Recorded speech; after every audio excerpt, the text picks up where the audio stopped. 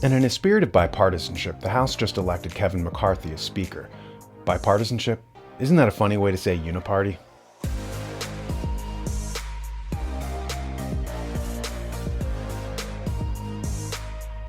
Speaking of uniparties, James Burnham has some good insights on this in his 1941 book, The Managerial Revolution.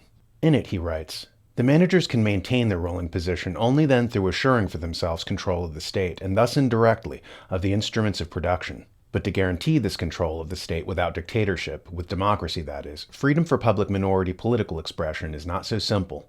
So far, the development toward managerial society has been everywhere accompanied by the tendency toward a one-party monopoly in the political arena, a tendency which has reached completion in most countries. Burnham's right. In China, for instance, the political party became the government. This was true in the Soviet Union as well. The Politburo was not the official Soviet government. It was the main political party in the country. It would be like if the US Constitution was set aside and instead of our real government running things, the Democratic Party did. This is why George Washington denounced political parties. They're not in our Constitution. We're not supposed to be running things through political parties, but little by little, they've subverted the system, like taking over the function of the Electoral College. Before 1824, if someone wanted to be president, they had to make their case before delegates at the Electoral College. Representatives of the state legislatures were the ones who voted on the candidates. Then after the ascendancy of political parties, it was party bosses and oligarchs who had the authority to choose the candidates months before the official Electoral College. These are private corporations, so they essentially took over the function of a part of our government, like the Federal Reserve would later do with the Treasury. As I said before, having private corporations take over departments is like having a Coca-Cola branch of the government, or a Microsoft branch of the government, or, in terms of the CDC, a Pfizer branch of the government.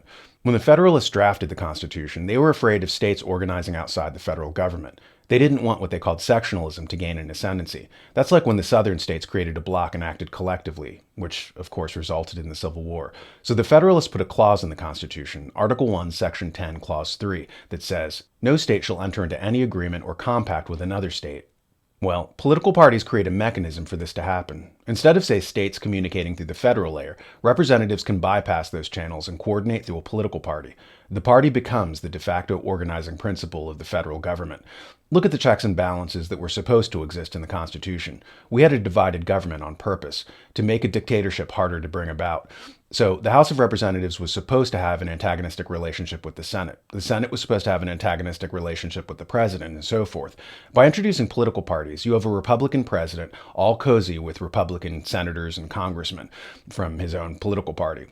The power dynamics totally change. Little by little, the political party becomes the government, like what we're watching with the FBI becoming a department of the shadow government, and in effect becoming the de facto police force of the Democratic Party. Speaking of which, some of the patriotic America First candidates lobbied to create a commission to look into the extra-constitutional state of things. Here are the concessions McCarthy had to make for speakership. After 4 grueling days and 15 votes, Representative Kevin McCarthy, Republican California, is finally Speaker of the House, but not without having made a pile of concessions to a group of hardline Republicans who think he will be too accommodating to uniparty interests. It adds, for Ogles, the basis of all the negotiations was to establish the rules of the game in Congress that has been altered over the years beyond recognition. As he pointed out, the rules of the game almost always determine the winner. He shared with me a list of some of what has been roughly negotiated to date. The devil, as always, is in the details.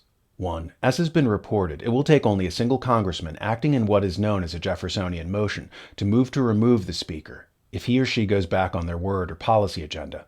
2. A church-style committee will be convened to look into the weaponization of the FBI and other government organizations, presumably the CIA, the subject of the original church committee against the American people.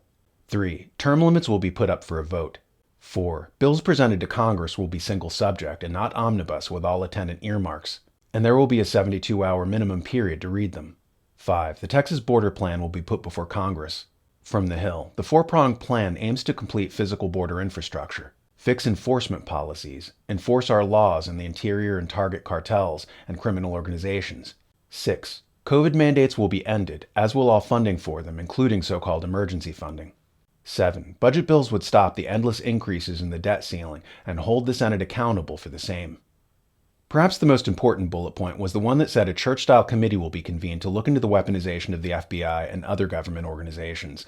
Because just as political parties aren't in our Constitution, neither are the CIA and FBI.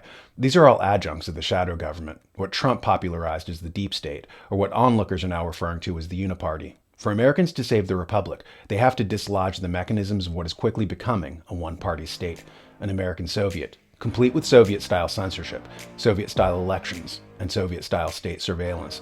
And we have to stop looking for salvation from political parties. The truth is, the political parties were established in the first place to subvert the Constitution and take over its function. The John Birch Society provides a national program designed to counter the big government agenda and to restore our rights. Standing for constitutional freedoms for more than 60 years, the John Birch Society has been the force that protects and restores American liberty and independence. Check them out at jbs.org.